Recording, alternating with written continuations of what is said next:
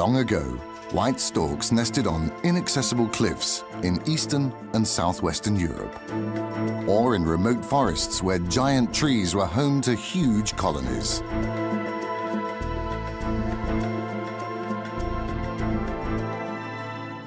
But only when man began to herd animals and to till the ground were storks able to move into Central Europe.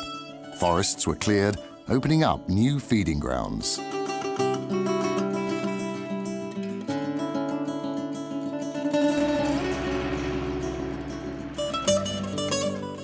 Human homes rising from the plains, a bit like boulders, offered new nesting sites.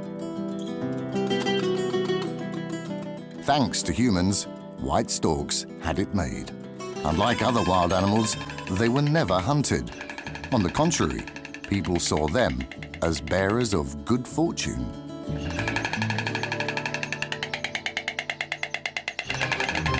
Over millennia, storks found ever new advantages in coexisting with man. Today, they've even gone urban and colonized the most unlikely locations.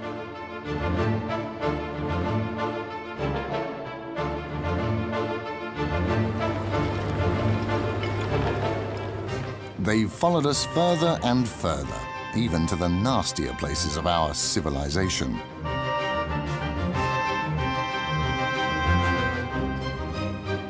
But familiar as they are to us, white storks are still wild animals. And their epic journeys from Europe to Africa and back are among the greatest spectacles of wild nature.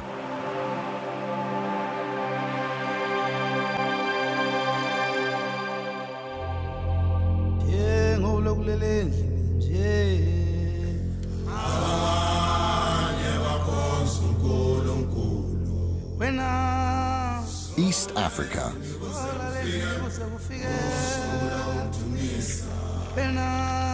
This is the range of big animals.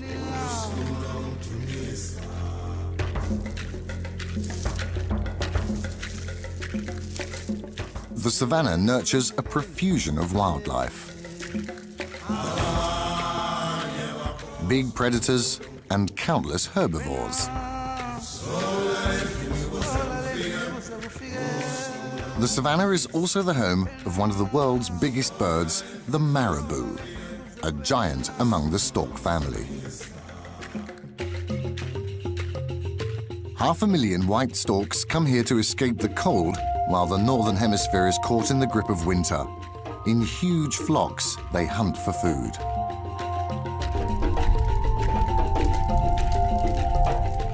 In the dry season, bushfires sweep over vast stretches of land, bringing a windfall for the birds. Insects flee the fire in masses. All a stork needs to do is pick the biggest and best. Although it's not always as easy as it seems.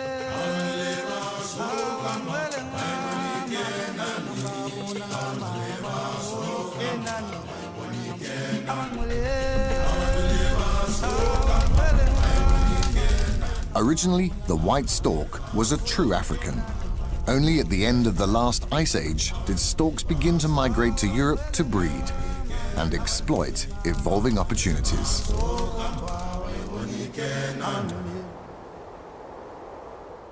Meanwhile, the black and white birds spend the lesser part of the year in Africa. In January, just a few weeks after their arrival, they set off northward. Those groups who've spent the winter in South and East Africa now follow the Nile downstream. At the Gulf of Suez and the Bosphorus Strait, they cross the sea through a narrow air corridor. Then they fan out across Europe's wetlands in Central and Eastern Europe and as far north as the Baltic. The western storks have spent the winter in the Sahel and beyond. As they cross the Straits of Gibraltar, they reach the Iberian Peninsula. Most of them stay here for the summer. Others move on to France and Germany.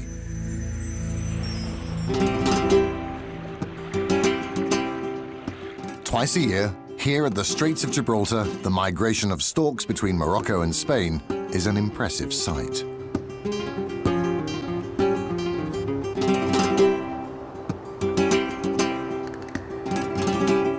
In winter and during their journeys, storks are more gregarious than at other times. Day after day, groups of several thousand glide over Spain's southernmost tip.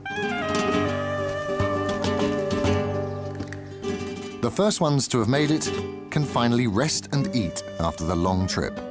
Gradually, the huge flocks disband. Refreshed, they continue in smaller groups to their various breeding areas.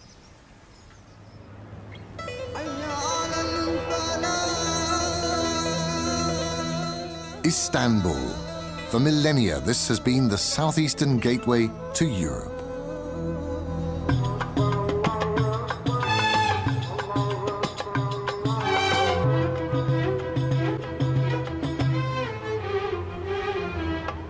Like the Straits of Gibraltar, the Bosporus Strait is a major turntable of bird migration. Each spring, several 100,000 storks crowd the airspace above the teeming metropolis. Huge swarms spiral upwards in thermal pillars, then glide northward over domes and minarets.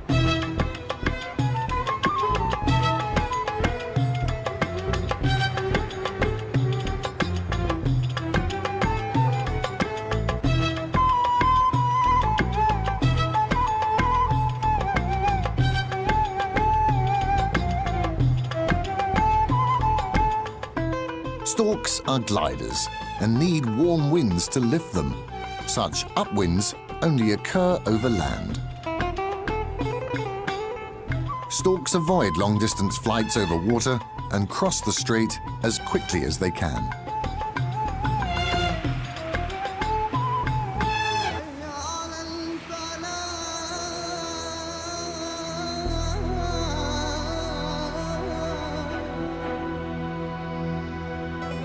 Driven by the urge to breed, the storks now make enormous mileage every day, up to 400 kilometers.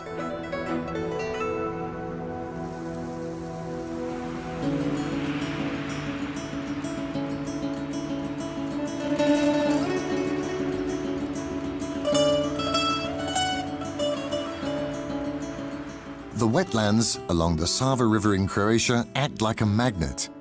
In the town of Chigoch, some 50 pairs regularly breed on wooden houses more than 3 centuries old. Its popularity with storks has earned Chigoch the official title of European Stork Village.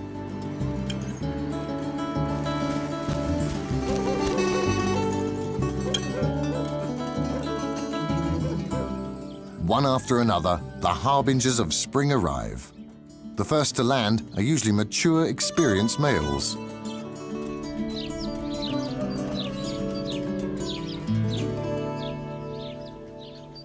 As their summer residence, these storks have chosen one of Europe's sleepier corners. In Chigoch, the clocks seem to be permanently slow. Like in olden times, herds are led to pasture. The swampy meadows near the town are a stork's paradise.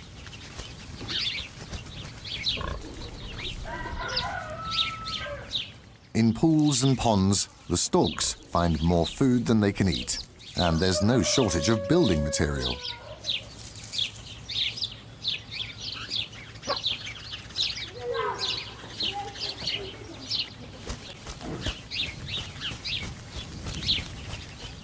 The same spring scene is now enacted on all the rooftops.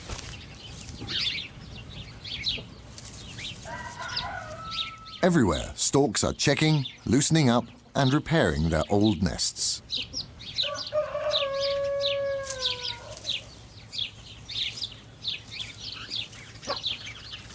From the wetland forest, they carry roots, branches, and grass. Carefully, they work the material into the nests. Even a dead fish that isn't immediately eaten goes into construction.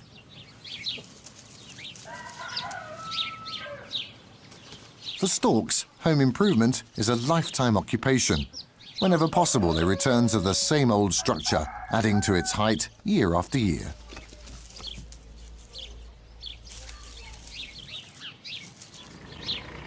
A fresh cushion of moss and grass will ensure comfort.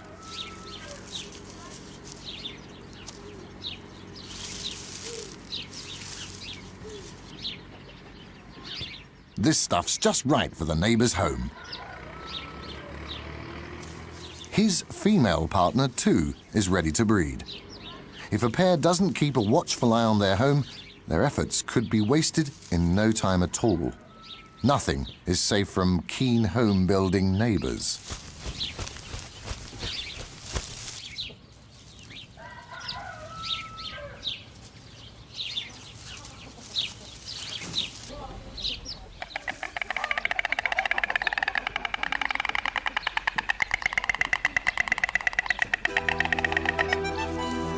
The very minute both male and female have arrived, the courtship begins. The joint balancing act only lasts 20 seconds, but is repeated 10 times a day for 2 weeks.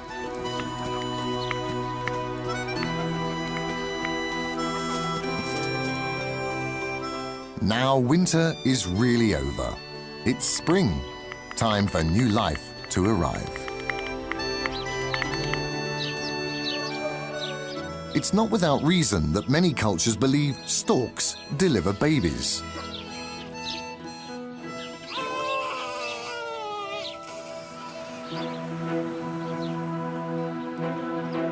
The storks that settle in Chigotch are only a small percentage of those that migrate much further north.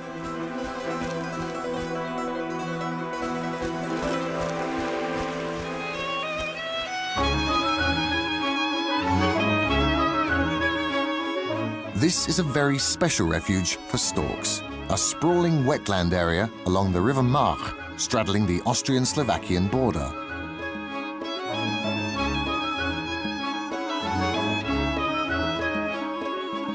When in early spring, these floodplains are inundated for several weeks, the storks can count on a good year.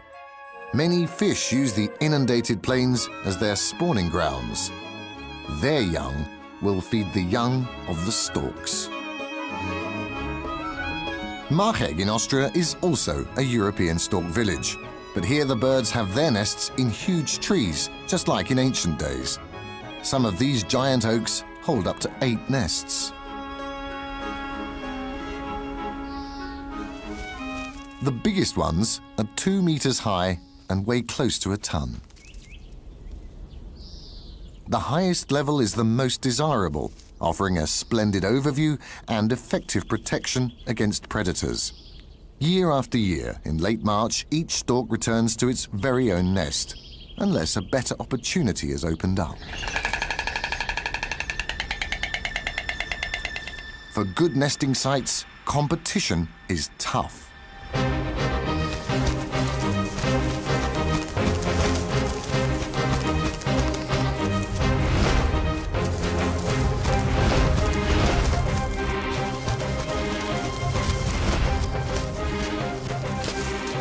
The intruder is not impressed by clattering or other threatening gestures.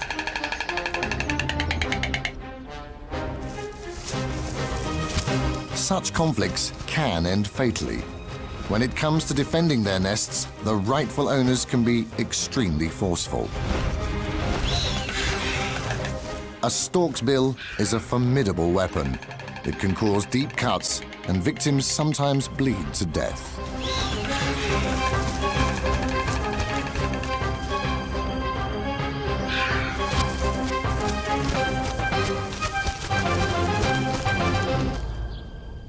Other nests are more peaceful.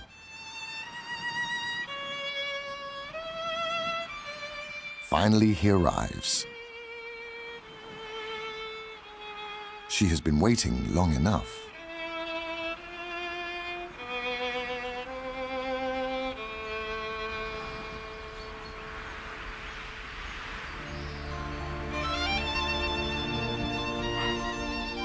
This type of clatter is a joyful greeting.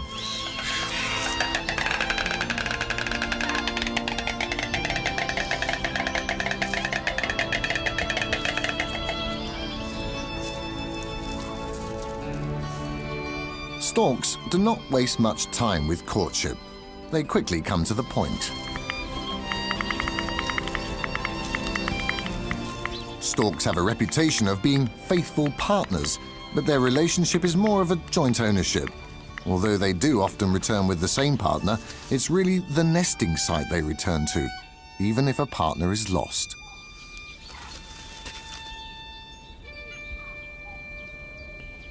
The colony has now filled up with storks. Almost all the nests are occupied. Immediately after mating, the females have laid their eggs. Within a week, there are 3 to 4 eggs. To optimize the growth of the embryos, each egg must be turned over several times a day. Some 5 weeks later, the chicks will hatch.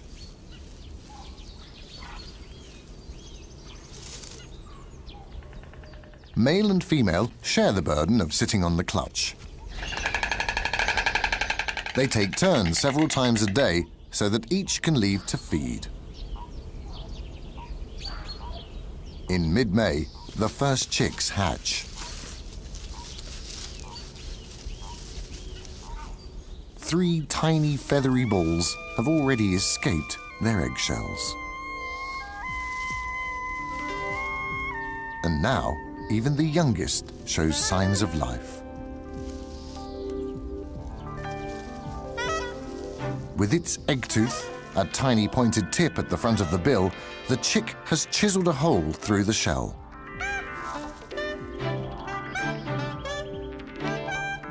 Hatching is tedious. Some chicks pick away for more than a day to free themselves. The parents watch nervously, getting up more often than usually and poking around the nest.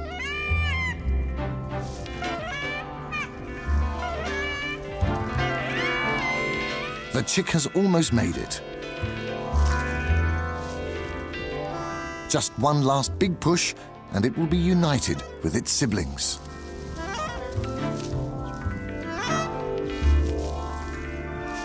Free at last.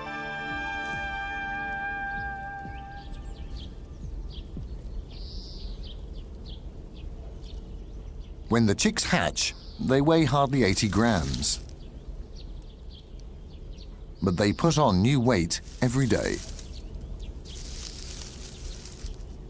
What they now need most is warmth and safety under their parents' wings. How many chicks will make it to adulthood depends on this year's food supply. If the river floods a second time in late spring, chances are that the entire clutch will eventually be flying.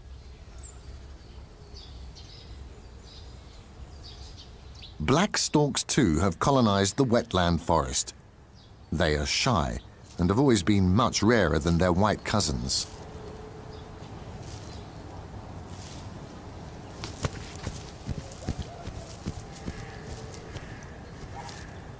Jungle-like foliage offers protection to many different animals.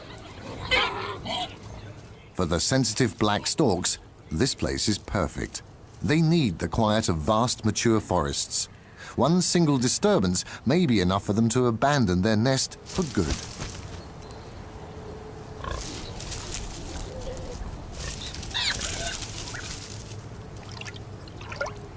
Beavers too have reclaimed the Mach wetlands. Beavers had been declared extinct in Austria more than a century ago. Then, in the mid-80s, some 30 individuals were released in this very area. Meanwhile, they've been joined by migrants from Germany and Eastern Europe. The European beaver's comeback has been truly sensational. But the storks also have dangerous neighbors.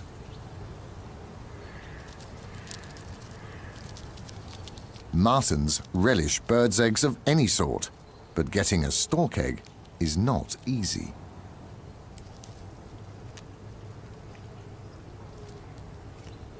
Getting up there is not the problem. Both stone and pine martens are excellent climbers. In the dark, the storks can't see the marten, but they sense danger and are alert.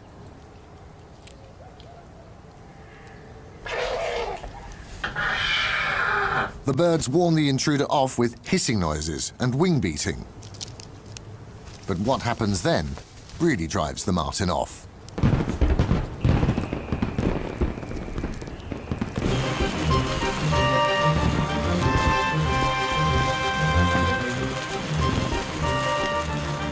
A summer solstice celebration.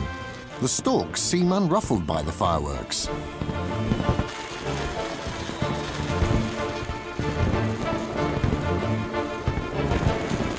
Wildlife in these wetland forests is used to human neighbors.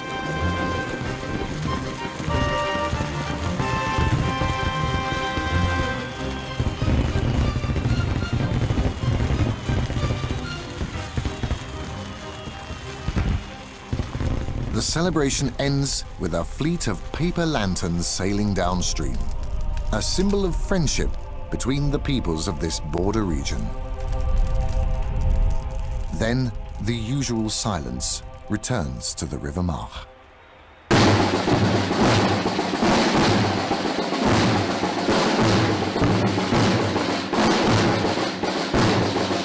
In Spain, it's silence that is unusual. Austrian storks may be kept awake one night a year. Spanish storks have learned to put up with noisy people all the time. Storks in Extremadura couldn't live closer to humans. 130 pairs reside on the rooftops of Malpartida de Cáceres.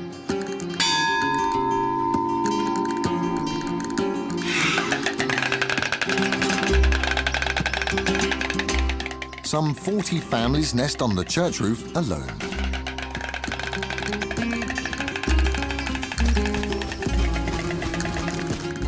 Spain boasts Western Europe's largest stork population, even though not long ago the situation was worrying.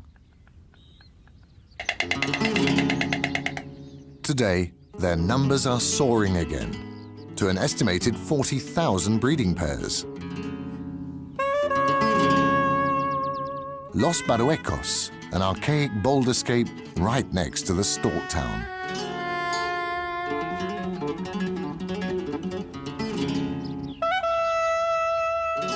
Huge granite rocks offer safe nesting sites. The place seems to echo a distant past in the stork's land of origin, Africa.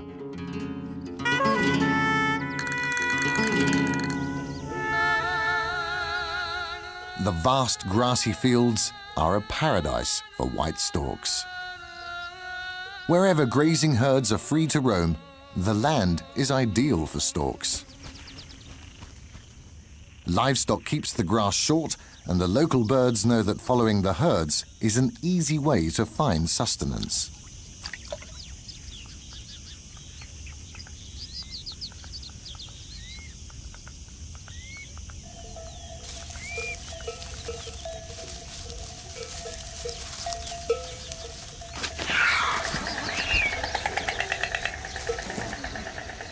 In Spain, there seems to be hardly a place where storks do not feel at home.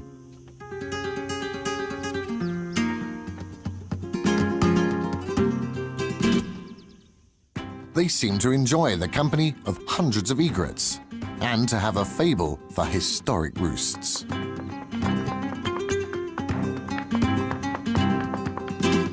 Spain's white storks are masters of adaptation. They have conquered just about every niche suitable for nesting.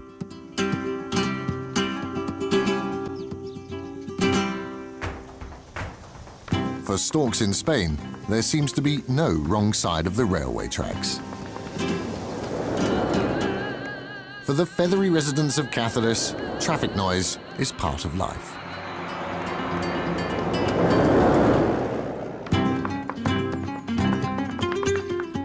Merida's Roman Aqueduct, a perfect nesting site with a view.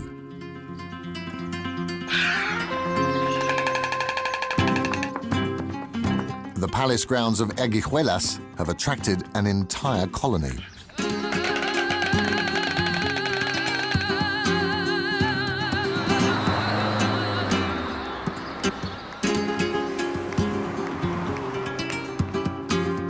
Storks even occupy the antennas of a Spanish broadcasting corporation.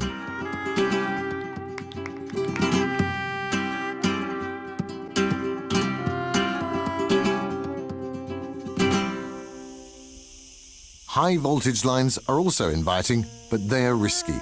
Every year, numerous storks lose their lives. But these dangers are outweighed by the advantages of living with mankind.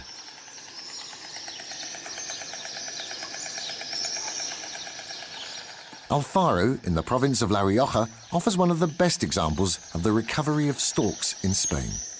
In the 1980s, the population had sunk to a low of just 10 pairs. A decade later, their presence had again risen to 130 pairs. Today, the Cathedral of San Miguel alone boasts 140 nests. With an average of 5 head per family, the cathedral roof is home for 700 individuals.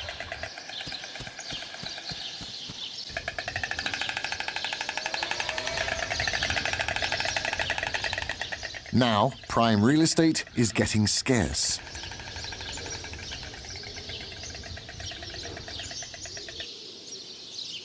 Each little ledge or turret is used as a foundation, and each year the number of nests is growing.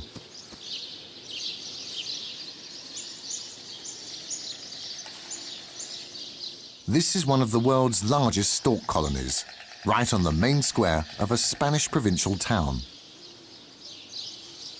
The inhabitants of Alfaro love their summer guests. San Miguel without the clattering? Unthinkable.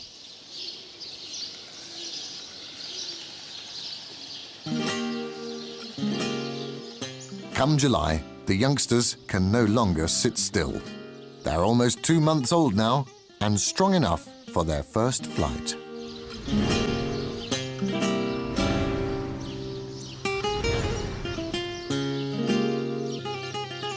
The cathedral roof has become a flying school.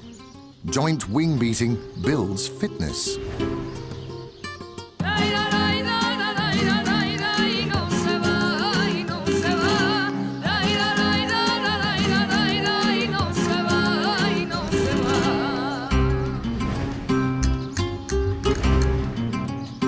A first encouraging success, hovering for a few seconds above the siblings' heads.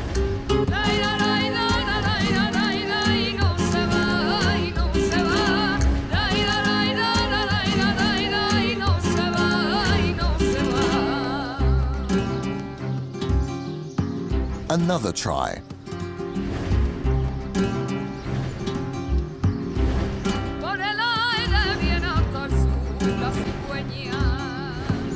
And another.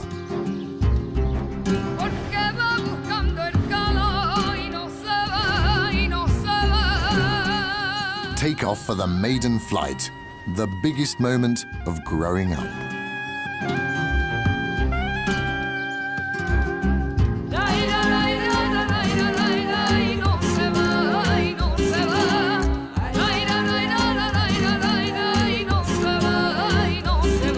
During these days, one youngster after another leaves the safety of the nest.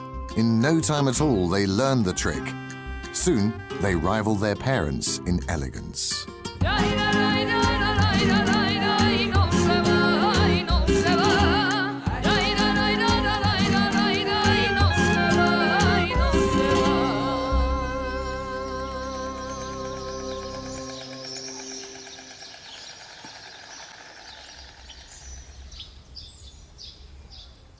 Way north in Austria, the chicks are still sitting in their nests. Although they've gained some weight, they are far behind their Spanish cousins.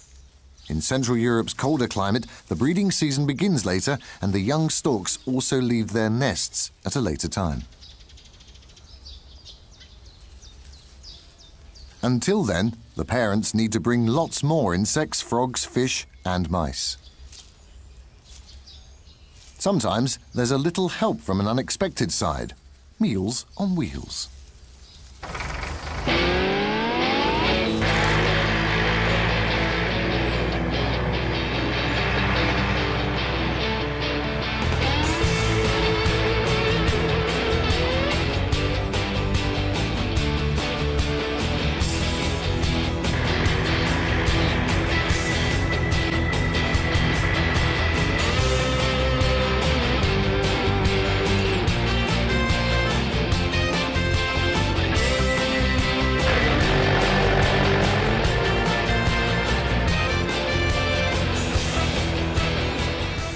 The farmers here cut the grass to a perfect length, chasing up much of the life on the ground. An easy meal for the storks.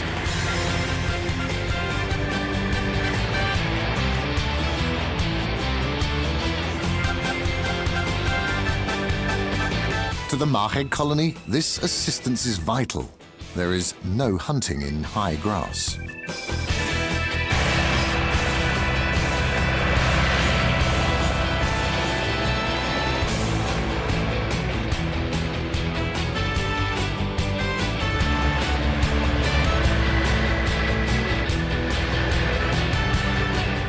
The food supply around the colony is decisive for the stork's breeding success.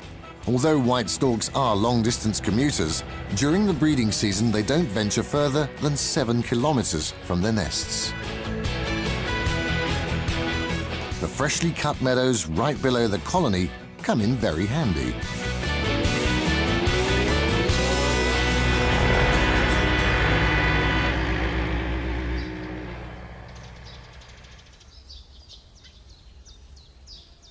Whatever fits into a bill is carried off.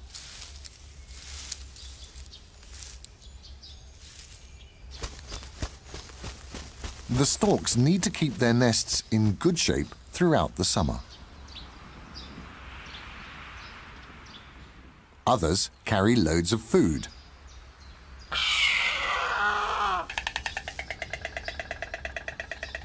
The begging motions of the youngsters cause the parents to regurgitate their load.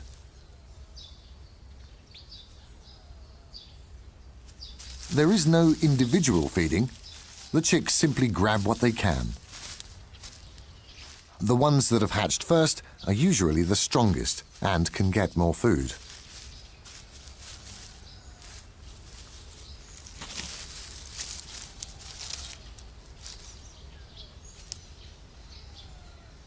A stork family of 3 youngsters consumes about 4 kilos of food per day, keeping the parents busy all the time.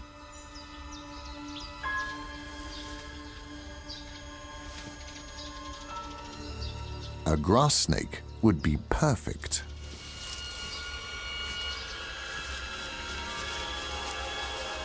Take aim.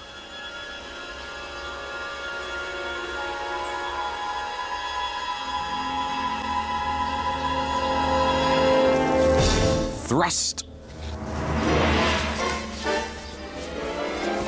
Hold it tight.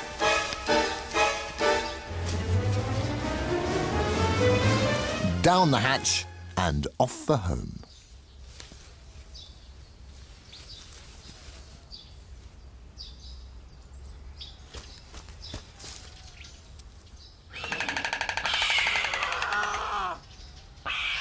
A nest full of young storks is like a bottomless pit.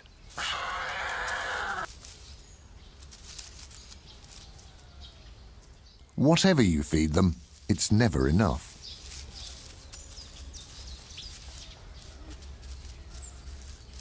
A bigger catch will keep them quiet for a little while. The mother has brought several snakes at once.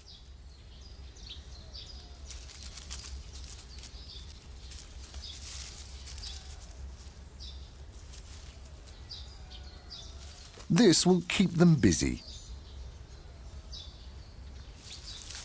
It's hard work to eat a snake. There's no way to tear it up.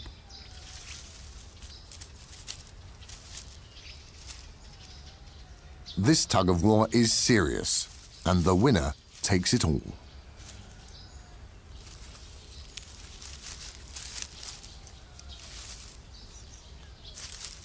Get a good grip and rip the other end from the opponent's throat.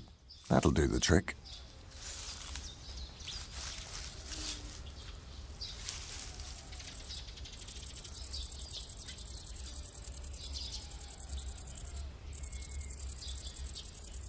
The youngsters in the neighboring nest are full, but they too have a problem: the scorching summer heat.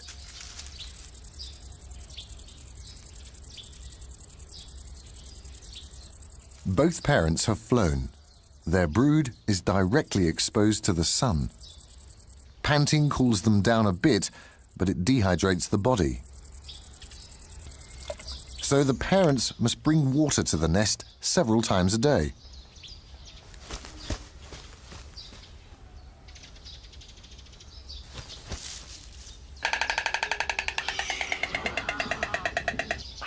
The youngsters get so excited that the parents find it hard to land or stand on the nest.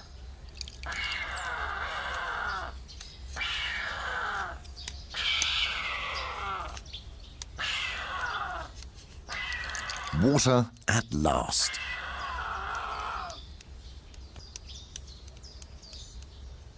But not enough.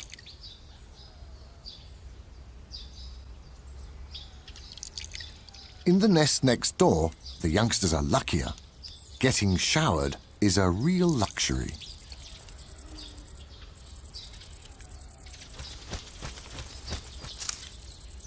If no water is delivered, at least some shade can be expected. Although white storks suffer when the weather is clammy, extreme heat is even worse for the young.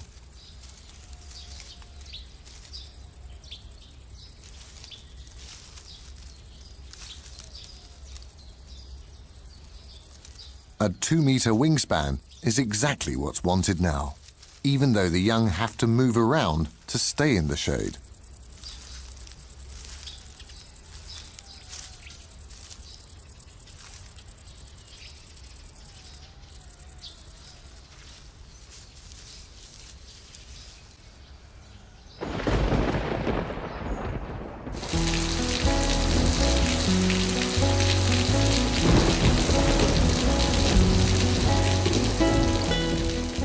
In sunny Spain, summer storms bring relief to the chicks.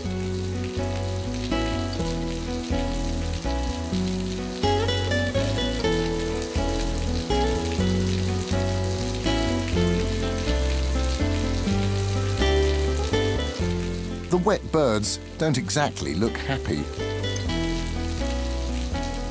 although they do need a shower. Their feathers are no longer white, but grey with dust.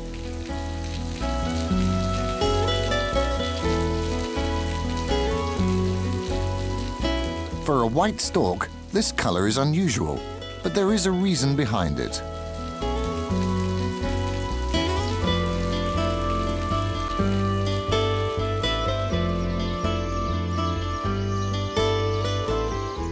The ruffling of feathers, preening and drying after the rain are vital.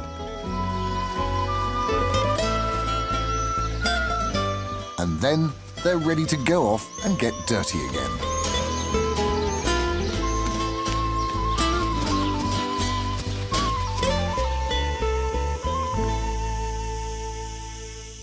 Over the years, the storks have identified the best food sources in the area. In Spain, wherever there are vultures, storks are not far away. Conservationists have established a network of feeding places for vultures across the Iberian Peninsula to help endangered populations. The Vulture Protection Programme has proved an enormous success, and not just for vultures. Here, storks can take their pick without the trouble of hunting.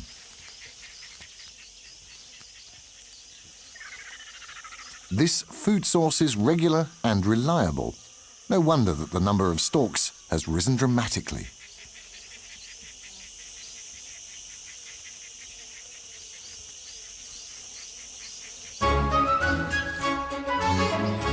In comparison, being a stork in Austria is hard work. Meanwhile, the Austrian youngsters too have learned to fly and to fend for themselves. Only their landing skills need some improvement. Wrong nest. Belly landing.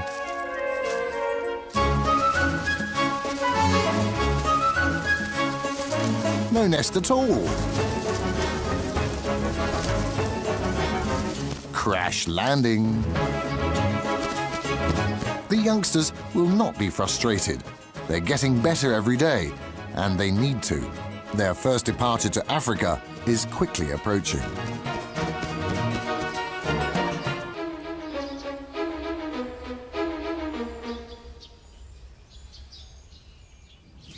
In Croatia's Čigoć, the chicks have also grown into big teenagers. In the Sava wetlands, the breeding success is generally high, so the nests begin to feel crowded. Only when food is abundant are stork parents able to raise so many chicks. The Sava floodplains offer a wealth of opportunities.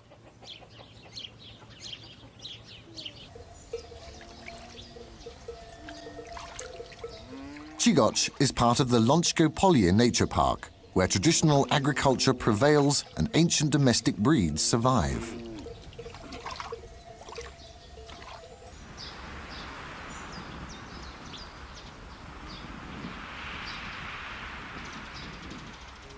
Čigoć village borders on sprawling pastures. The cattle that graze here groom the land in a natural way. For the storks, these herds prepare the ground in the same manner as do the vast wildebeest and zebra herds in the Serengeti. As they graze, they drive before them millions of insects for the storks to catch. Turopolje pigs make a contribution by wallowing and creating deep puddles that soon fill with tadpoles, another feast for the storks.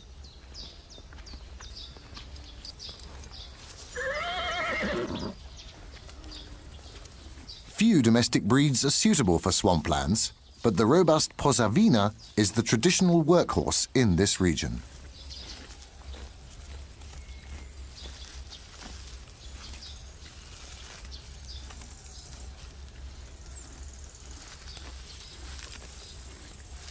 For centuries, these horses have worked with man. Once they pulled Europe's tramways, but now even their place in agriculture has been lost to mechanization.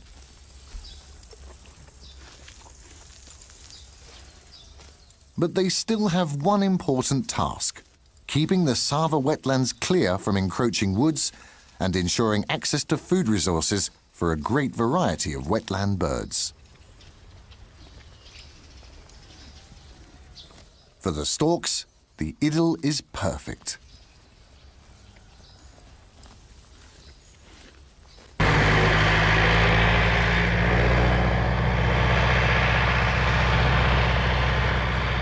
In Spain's Extremadura, idyll has a different meaning.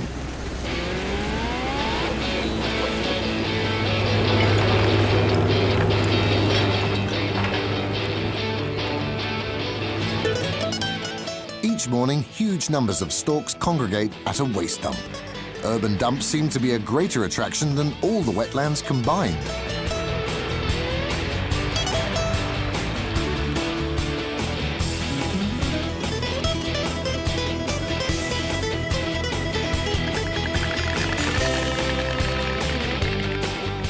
Here, the storks act like vultures.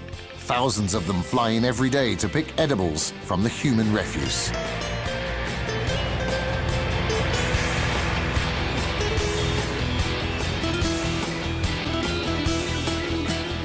If they're lucky, there's more to take away than kitchen waste. Naturally, a place like this is infested with rats. But rats are clever. Waste offers not just food, but also perfect hideaways.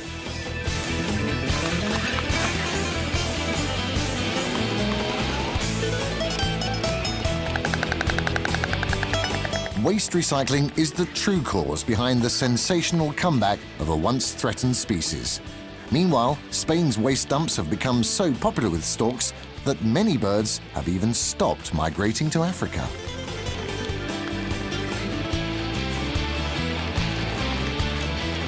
These stork restaurants are open all year round, even during the cold season.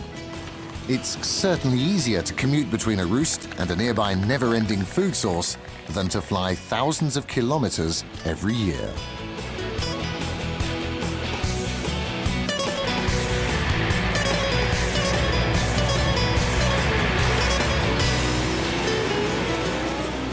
Whoever wants to fly south anyway must get ready now. Autumn is near. Gibraltar in late August. At their narrowest, the Straits of Gibraltar are only 14 kilometers wide.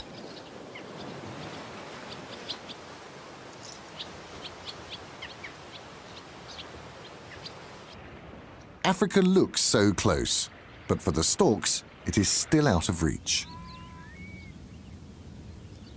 Flocks of hundreds of animals have arrived from all over Western Europe and are gathering near the coast. For days, they have been grounded here. The birds need exactly the right wind conditions to first be elevated to sufficient height and then to safely glide across the straits. As long as wind speed and direction are not perfect, they have to wait.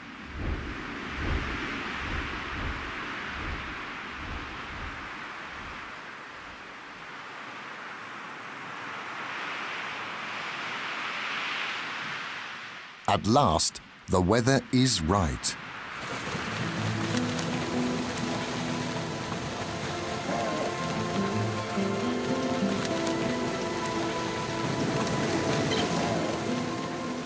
One after the other, they soar upwards.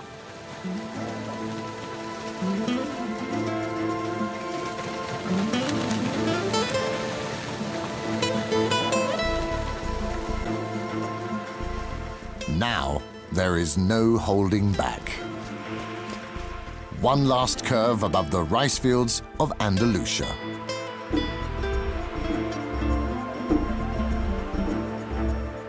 Half a year will pass until they land again on these green fields.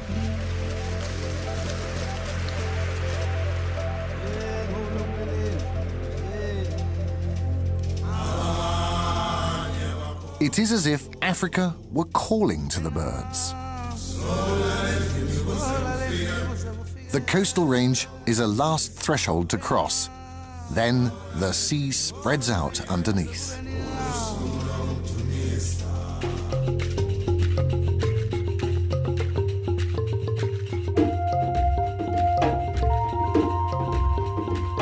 On some days in late summer, the skies above the beaches of southern Spain are crowded with thousands of storks. They have reached their ideal traveling height. Now they are only minutes away from their destination. The greater part of these flocks are first-time migrants. White storks are not taught their migration route by their parents, an inner compass directs them to their winter quarters. Most of these young storks will spend several years in Africa and only return to Europe when they're sexually mature. But the adults will be back in a few months. And again, they will usher in the spring, and with good luck, more babies.